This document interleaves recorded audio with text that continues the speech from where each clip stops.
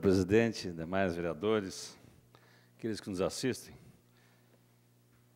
Queria primeiro fazer uma reflexão também sobre o que disse antes o vereador Toninho. Eu vi outro dia um professor, vereador Toninho, falando sobre a proposta que foi feita ao governo do Estado, que deve hoje em torno de 52 bilhões, e que depois de vender, e esse é condicionante, né? Depois de vender todas as empresas públicas do Estado do Rio Grande do Sul, CEBA, Risul, Sulgás, ficaria 3 anos em suspenso o pagamento, mas só o que de juro se somaria teria mais 30 bilhões para pagar daqui a 3 anos. Ou seja, nós sairíamos de uma dívida de 52 bilhões hoje, o governo atual ficaria sem pagar a dívida, mas o próximo governo teria de pagar 82 bilhões, porque o juro continuaria. É um baita negócio, né, Dila? É um baita negócio, né? Estão nos tirando para bobo mesmo, né? Estão achando mesmo, vereador Toninho, que aqui não tem mais ninguém, que é terra de ninguém mesmo. Ficou até ridículo. Eles estão até nos desconsiderando verdadeiramente. Desconsiderando a inteligência do povo gaúcho, né? É uma afronta, realmente. Eu estou de pleno acordo, vereador Toninho, que é inaceitável o tratamento que tem sido dado para o governo do Estado do Rio Grande do Sul, para o povo gaúcho, na verdade, né? E eu espero que a nossa Assembleia não acate isso, né? Não avalize. Isso que seria um verdadeiro absurdo, né? Sem levar em consideração ainda aquilo que nós já dissemos aqui também, que o Estado de Minas Gerais questionou a dívida de Minas Gerais porque abriu mão da Lei Candir, né? Abriu mão de recursos com a Lei Candir, que foi imposta aos estados, e o governo da União ficou de repassar esses recursos. E o Estado do Rio Grande do Sul teria um crédito hoje em relação à União de cerca de 48 bilhões de reais. O Estado de Minas Gerais, de devedor, passou a credor, porque fez a compensação. E o Estado do Rio Grande do Sul não seria credor, mas sairia da condição de devedor de 52 bilhões e teria 48 bilhões para compensar, ficaria devendo 4 bilhões. Bom, era completamente uma situação completamente diferente. Então, eu concordo, me associo ao espanto que é a forma como tem sido tratada a questão da dívida do Rio Grande do Sul. Mas eu venho falar sobre a questão que está hoje sendo votada na Câmara dos Deputados, que é a chamada reforma trabalhista, né? Foi aprovado na comissão especial, às pressas, como tudo tem acontecido nesse governo, a toque de caixa, e já estaria sendo votada hoje pela manhã, na Câmara dos Deputados, a chamada reforma trabalhista. Muitas pessoas não entendem, até nós já tivemos agora a reforma do ensino médio, as pessoas vão entender menos ainda, porque, na verdade, eles retiraram do currículo das escolas a disciplina de História. Eu, na minha formação, vereador Dila, eu sou formado em História primeiro. Primeiro me formei em História, depois me formei em Direito. E é com a História que nós conseguimos compreender grande parte das coisas que estão no nosso dia a dia de hoje.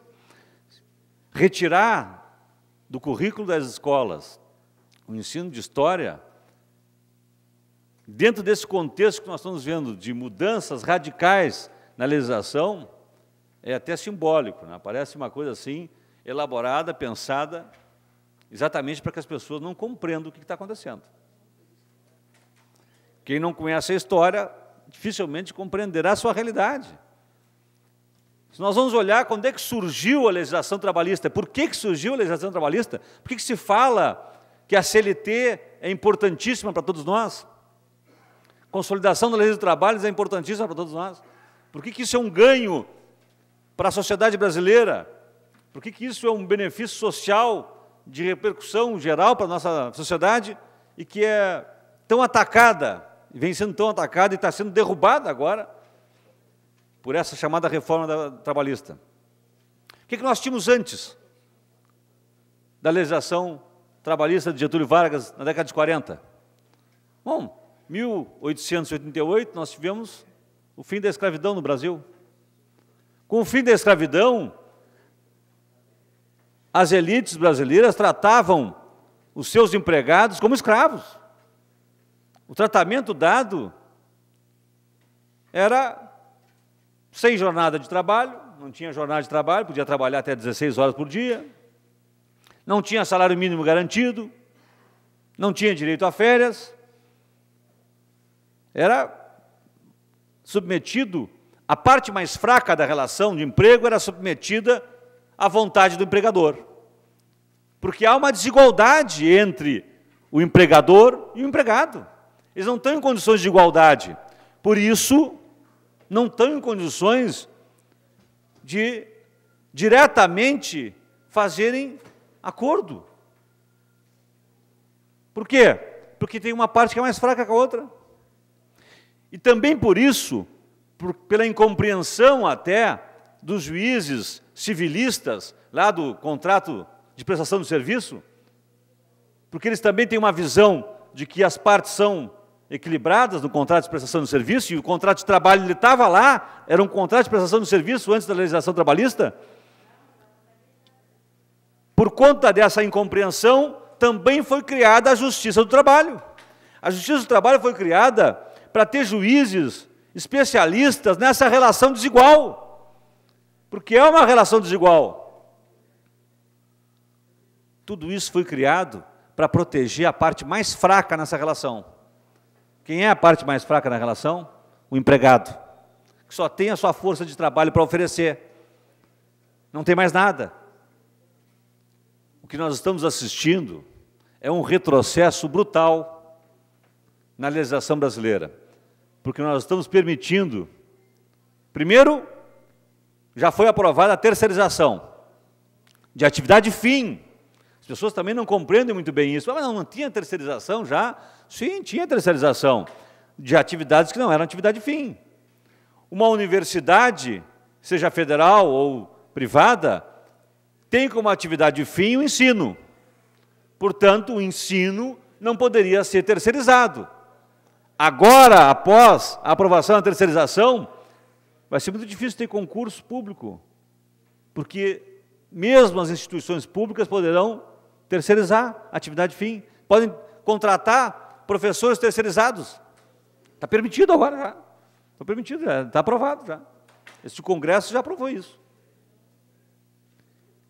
As empresas terceirizadas, elas pagam 30% menos. O trabalhador trabalha 3 horas a mais. De cada 10 acidentes de trabalho, 8 são nas empresas terceirizadas. Nesse contexto, terceirização, retirada da história do currículo das escolas, colocação agora em votação do acordado se sobrepor ao legislado. O que significa isso? As pessoas às vezes também não entendem. Como assim? Sim, o que está sendo votado hoje, a título de reforma trabalhista, é que a partir de agora, os sindicatos que não vão ter mais o imposto sindical, e é isso que a previsão também é a retirada do imposto sindical, quer dizer, o enfraquecimento dos sindicatos também, retira o imposto sindical, também enfraquece os sindicatos. Retirando o imposto sindical, vão deixar que os sindicatos patronais e os de trabalhadores possam acordar. O que eles acham melhor no momento em de 13 milhões de desempregados, pressionados os sindicatos pelo desemprego, eles vão poder agora acordar se querem ou não parcelar as férias em 3 vezes, se querem ou não aceitar estender a jornada de trabalho até 12 horas, se querem ou não abrir mão de parte dos lucros, se querem ou não ter o intervalo entre jornadas reduzido para 30 minutos, enfim, se querem ou não abrir mão de direitos conquistados aí a duras penas durante décadas no nosso país.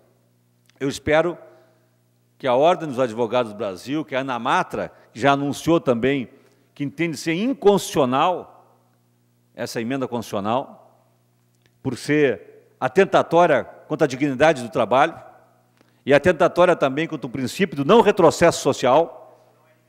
Não, é verdade, obrigado, isso é muito importante até.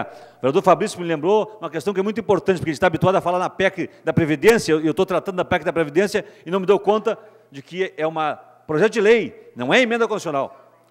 Pode ser exatamente por isso que tem chance de ser aprovado. Obrigado, vereador Fabrício, me fez uma parte muito importante. Nós estamos tratando aqui, não é de uma emenda constitucional. Embora seja uma lei inconstitucional, é o que a Namatra diz, porque é um retrocesso social. Mas, efetivamente, corre-se o risco de ter aprovada, porque não precisa daquele quórum qualificado de 308 votos. Bastam 257 deputados presentes, maioria simples, aprova o projeto de lei chamado Reforma Trabalhista. Já vou concluir, presidente. Então, eu espero que a Namatra, a OAB, se o Congresso Nacional não tiver bom senso, que possa, no Judiciário, conseguir o reconhecimento de que essas mudanças na legislação, porque são um retrocesso social, porque atinge a dignidade das pessoas, possa ser considerada inconstitucional. Obrigado.